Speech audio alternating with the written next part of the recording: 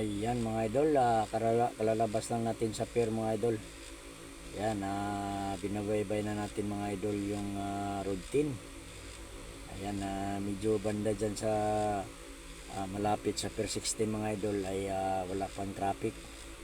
Yan, papunta tayong norte mga idol. Yan,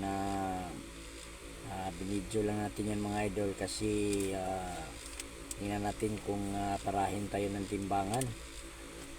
Kasi magaan lang naman ang ating pangarga mga idol. At pasado naman tayo sa timbangan. Malaman naman nila yan mga idol kung mabigat ang ating pangarga kasi na ano yung gulong. Kaya wala tayong pangamba dyan sa timbangan. Kaya dahan-dahan lang tayo mga idol.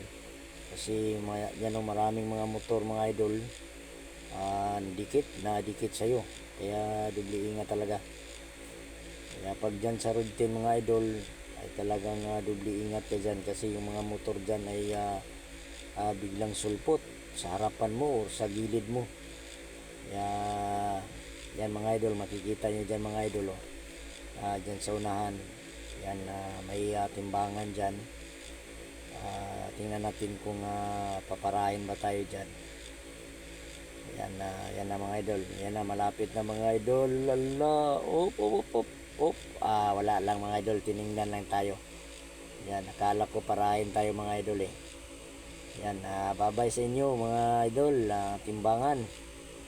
Yan, dito na mga idol, dyan sa unahan mga idol ay medyo traffic na dyan kasi stoplight.